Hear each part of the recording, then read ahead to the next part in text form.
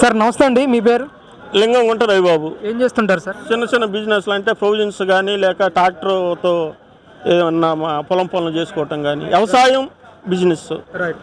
45 రోజులుగా చంద్రబాబు నాయుడు గారి పరిపాలన చూశారు రాష్ట్రంలో. నిన్న వినుకొండలో జరిగిన ఒక హత్య విషయంలో జగన్మోహన్ రెడ్డి గారు మాట్లాడుతూ ఈ 45 రోజుల నుంచి కూడా అరాచక పాలన జరుగుతూ ఉంది, శాంతి భద్రతలు పూర్తిగా విఫలమైపోయాయని చెప్పేసి పెద్ద ఎత్తున ఆరోపణలు చేస్తున్నారు. ఏంటి, ఎలా చూస్తారు అసలు? ఇప్పుడు చంద్రబాబు నాయుడు గారికి 45 రోజులు దాంట్లో ఏదో జరిగిపోయింది అనుకుంటే చాలా పొరపాటు పడటం. ఇది అన్ని ప్రభుత్వాల్లో జరుగుతూ ఉంటాయి. తప్పు ఆడ జరిగితే దానికి సంబంధించి ఇన్వెస్టిగేషన్ చేసి చట్టపరంగా చర్యలు తీసుకుంటారు. అంతేగాని అది మాకు తెలియదు, అది తప్పు కాదని ఎవరు అనరు.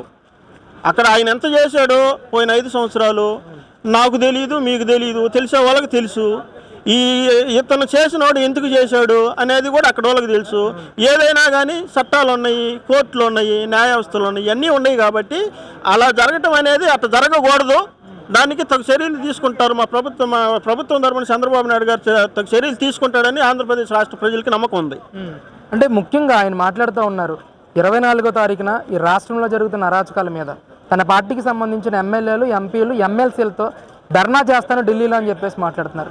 ఏంటి, ఎలా ఇప్పుడు రాజకీయ పార్టీలు అన్నప్పుడు ఒకరు ఓడుతూ ఉంటారు, ఒకరు గెలుస్తూ ఉంటారు. గెలిచిన వాళ్ళు పరిపాలన చేస్తూ ఉంటారు, ఓడిపోయిన వాళ్ళు ప్రతి ఒక్కదాన్ని ఇష్యూ చేసి రాస్తారోకలు, ధర్నాలు, ఇక్కడ కాకపోతే ఢిల్లీలో అని అంటూ ఉంటారు. దాంట్లో కొత్తగా చెప్పుకోవాల్సిన అవసరం లేదు. ప్రత్యేక హోదా కావాలని ఢిల్లీలో ధర్నా చేశాడు జగన్మోహన్ రెడ్డి గారు.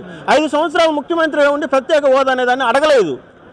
ఈరోజు అదంతే, అధికారంలో లేడు కాబట్టి ఎక్కడైనా చిన్న ఇష్యూ జరిగితే నేను ఆంధ్రప్రదేశ్లో ధర్నాలు చేస్తాను, అక్కడ ఏం చర్యలు తీసుకోకపోతే ఢిల్లీలో ధర్నాలు చేస్తాను జంతర్ మంతర్ దగ్గర అని అంటూ ఉంటారు. రాజకీయ నాయకులు కామన్, ప్రతి ఒక్కరు చేసే పని అదే. అధికారం లేనప్పుడు ఎవరో ఒకరు ఏదో ఒకటి చిన్న ఇష్యూ జరిగినప్పుడు దాని మీద చిన్నదాన్ని పెద్దది చేసి జనాలకు కూడా ఏదో అపోహ చెందినట్టు దాని మీద వాళ్ళకి ఎలా కంప్లైంట్ ఇస్తారు, ఆ కంప్లైంట్లు ఇచ్చిన తర్వాత ధర్నాలను మొదలు పెడతారు. ఇక్కడ ధర్నా చేస్తారు గవర్నర్ ఆ స్థానంలో. అది కాదు అనుకుంటే రాష్ట్రం ఒకేసారి వెలుగులోకి రావడానికి ఈ దేశం లెవెల్లో ఆడ ధర్నాలు చేస్తూ ఉంటారు. అంటే గత 5 సంవత్సరాల్లో కూడా మేము మా పార్టీకి ఓటు వేయని వాళ్ళకి కూడా మేము సంక్షేమ కార్యక్రమాలు అందించాము. కానీ ఈరోజు గతంలో అంటే ఎప్పుడు కూడా ప్రతిపక్ష పార్టీలు మేము దాడులు చేయలేదు, మేము వాటిని ప్రోత్సహించలేదు. ఈరోజు కొత్త సాంప్రదాయానికి చంద్రబాబు నాయుడు తెరదీశారని చెప్పేసి జగన్మోహన్ రెడ్డి గారు మాట్లాడుతున్నారు. అసలు గత 5 సంవత్సరాలు ఎలాంటి పాలన జరిగింది, అసలు మీ అభిప్రాయం? పోయిన 5 సంవత్సరాల్లో దాడులు జరగలేదు, మేము పరిపాలన బాగు చేసామని అంటున్నారు. అది మీరు ముఖ్యమంత్రి స్థానంలో ఉండి మీరు అనుకుంటే సరిపోదు మేము పరిపాలన బాగు చేసామని. గవర్నమెంట్ రాగానే చీరాల్లో ఉన్నటువంటి ఎర్జల్ కిరణ్ అనే అతను ఒక మాస్క్ పెట్టుకోలేదని పోలీసులు కొట్టి చంపేశారు. దాని మీద చర్యలు లేవు. శిరోమండనం కేసులో వరప్రసాద్ అని అతన్ని గందరగోళం గుండు చేశారు. దాని మీద చర్యలు లేవు.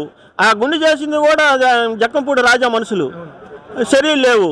జడ్జి రామకృష్ణ అని ఇక్కడ మన చిత్తూరు జిల్లా పెద్దిరెడ్డి రామచంద్రరెడ్డి అసలు ఎన్ని కేసులు పెట్టాడో లెక్కలేదు, అసలు ఏం లేదు.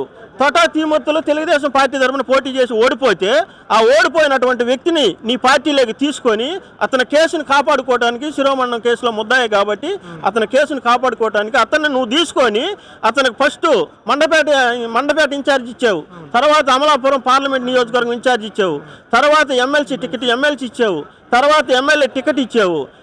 అంత బంధు అయిపోయాడా నీకు? శిరోమండలం కేసులో ఉన్నటువంటి ముద్దాయిని తీసుకొని నువ్వు 4 పదవులు ఇచ్చి, అలాగే మన డాక్టర్ సుధాకర్ ఉన్నాడు, ఆయన ఏమన్నాడు, మాస్కులు లేవు హాస్పిటల్లో అన్నాడు. నువ్వు మాస్కులు లేవని అందరికి జనాలకు తెలియజేస్తావా? నీదేదో నువ్వు చేసుకోక మాస్కుల సంగతి నీకెందుకు అని చెప్పి అతన్ని ఏదించి పిచ్చోడిని చేసి పిచ్చోడు ఆయన చెప్పి హాస్పిటల్కి తీసుకెళ్ళారు, చంపేశారు, చచ్చిపోయేటట్టు చేసి పడేశారు. అనంతబాబు పరిస్థితి ఏంది? అక్కడ ఒక గిరిజన మహిళని పెట్టుకొని గెలిపించుకున్న తర్వాత ఆ గిరిజన మహిళని నేను పెళ్లి చేసుకున్నానని చెప్పి జగన్మోహన్ రెడ్డి కాడకపోతే ఆయన అక్షంతలు వేసి ఆశీర్వదించాడు. తర్వాత ఒక సుబ్రహ్మణ్యం అనేటటువంటి దైవాన్ని చంపేసి డోర్ డెలివరీ చేసి పడేశాడు. ఒక్కడ చంపలేదు, దాదాపు 10 మంది చంపేశారు. 10 మంది చంపేసి చచ్చిపోయాడని చెప్పి తీసుకొచ్చి వాళ్ళు ఇంటికాడ పడేశారు. అప్పుడు వాళ్ళు కాదు మీరు చంపారంటని చెప్పి తెలియగానే నేను ఒక్కడనే చంపానని ఒప్పుకున్నాడు. ఒప్పుకున్న తర్వాత జైలుకు పోయాడు. జైలుకు పోయిన తర్వాత వస్తుంటే అతనికి సభలేంది, ఒక రవిడీకి నేను చంపాను అని చెప్పి ఒప్పుకున్న మనిషికి అతని సభలకు పర్మిషను. ఆ తర్వాత జగన్మోహన్ రెడ్డి గారు ఆడైతే ఉంటాడో అక్కడ ఆ సభ మీద ఆయన వేదిక మీద కూర్చోవటం, జగన్మోహన్ రెడ్డి అక్కడ కాకినాడ పోయినప్పుడు హెలికాప్టర్లో ఎక్కించుకొని తిరగటం, 20 మంది పోలీసులు వచ్చి ఆయనకు బోకేలు ఇచ్చి కొత్త సంవత్సరం ఉన్నాడు శుభాకాంక్షలు చెప్పటం, ఒక రవిడీజాన్ని పోషించాడు. అలాగే మన నారాయణ స్వామి ఉన్నాడు డిప్యూటీ చీఫ్ మినిస్టర్, కనీసం అతను కూర్చోడానికి వేదిక మీద కూర్చోడానికి సీట్ లేదు. నారాయణ స్వామిని దళితుల్ని కించపరిచి పడేశాడు. ఈశ్వరరావు ఉన్నాడు మంత్రి, స్టేజీ మీద మోకాల మీద బాగుతున్నాడు. అలాగా డాక్టర్ బిఆర్ అంబేద్కర్ విదేశీ విద్య అనే పేరుని తీసి పడేసి జగనన్న విదేశీ విద్య, నువ్వు ఎప్పుడైతే ఆ పేరు పెట్టుకున్నాడో జగన్మోహన్ రెడ్డి పతనం అయిపోయాడు. మొత్తం డిసైడ్ అయిపోయారు జనాలు, ఆంధ్రప్రదేశ్ రాష్ట్ర ప్రజలు. జగన్మోహన్ రెడ్డి కానీ ఈసారి వచ్చాడంటే అంబేద్కర్ విదేశీ విద్యనే తీసి పడేసి జగనన్న విదేశీ విద్యను పెట్టుకున్నాడు. ఇంకా మనల్ని బతకనీయుడు, తెల్లగొట్టేసుకుంటే చంపేస్తున్నాడు, మాట్లాడితే చంపేస్తున్నాడు, జిల్లాకు ఒకరిని పెట్టేశాడు. ఆ మాట్లాడేవాడిని ప్రశ్నించేవాడిని తెల్లగొట్టేసుకునేవాడిని చంపేమని అది జరుగుతూ ఉంది. డాక్టర్ బిఆర్ అంబేద్కర్ గారు ఇచ్చిన ఓటు హక్కుతో 5 సంవత్సరాలకు ఎలక్షన్ వచ్చింది చూడు. ఆ ఎలక్షన్ రోజు జగన్మోహన్ రెడ్డిని ఇంటికి పంపించేసి చంద్రబాబు నాయుడిని ఇంకా ప్రత్యేకం లేదు, చంద్రబాబు నాయుడు తప్పితే ఇంకా లేదు, గెలిపించేసి పడేశారు. ఆయన ఏం చెప్పాడు చంద్రబాబు నాయుడు గారు రాగానే నేను 7 ఏళ్ళు అన్నాడు. 7 ఏళ్ళు ఇచ్చాడా? ఇప్పుడు 5 ఏళ్ళు 10 ఏళ్ళు అమ్మఒడి వీటి కోసం కాదు ఎదురు చూడటం. ప్రతి ఒక్కడూ చదువుకోవాలి. వాళ్ళు చదువుకుంటూ ఉంటారు. ఒక కార్పొరేషన్ ద్వారా 20 లక్షలు 5 లక్షలు 10 లక్షలు ఇస్తే అభివృద్ధి చెందుతారు ఎవరైనా కానీ. నువ్వు 10 ఏళ్ళు 15 ఏళ్ళు అమ్మఒడి అని ఇస్తే బిర్యానీ తింటారు, మొగుడు పిల్లలు జతగొట్టలు వేసుకొస్తారు, అయిపోతాయి. మళ్ళీ 10,000 ఆటో వాడికి అనేస్తారు, అంతే కదా. 10,000 పరిస్థితి అదే. నువ్వు 20 లక్షలు ఇయ్యి, ఒక 100 మందికి 5 నెలలకి, ఆ 100 మందిది పేదరికం పోయిద్ది. 20 లక్షలు వస్తే పేదరికం పోదా వ్యాపారాలు చేసుకుంటే?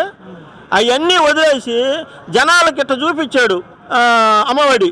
అదిగో అంటే ఎదురు చూస్తున్నారు, ఇంకా అమ్మఒడి వేస్తాడు. ఆటో వాడికి 10,000, ఆటో వాడికి 10,000 ఏంది? ఈడు ఆటో వాడికి 10,000 అన్నాడు, ఈడు ఆ భూమి అని తాగిపోతా ఉంటే నోట్లో పైపు పెడతాడు, ఆ 10,000 నూకేయటం. నువ్వు ఒక్క సంవత్సరానికి 10,000 ఇస్తా, వాడి కాడ సంవత్సరానికి వచ్చేళ్ళకి 50,000 గుమ్మేసుకుంటున్నాడు. ఆ పనికిరానటువంటి బ్రాండ్ ఒకటి పెట్టేసి దాన్ని ఇచ్చలవిడిగా దాన్ని మనం ఏడకపోయినా కానీ మనం 10 రూపాయలు ఆడని ఇవ్వాలంటే ఫోన్పే చేయొచ్చు. బ్రాండ్ షాప్లో ఫోన్పే చేసేది లేదు. ఆ డబ్బులు మొత్తం జగన్మోహన్ రెడ్డి ఉండి లేకపోతున్నాయి. ఆ ఇసుకని కూడా ఒక దగ్గర నుంచి తీసుకొచ్చి ఇసుకని ఒక దగ్గర పోసేది, వాళ్ళు ఇష్టం వచ్చినట్టు అమ్ముకునేది. మొత్తం బిజినెస్ చేసి పడేసాడు. 5 సంవత్సరాలు కావాల్సినంత డబ్బు సంపాదించుకున్నాడు. ఆ డబ్బుతోటే గెలవచ్చు అనుకున్నాడు. మా ఒంగోలు నియోజకవర్గంలో వైఎస్ఆర్సీపీ పార్టీ తరఫున దాదాపు బిర్యానీ ముందు కాకుండా 5,000 పంచాడు ఓటుకి. 2,000 పంచినోడు గెలిచాడు.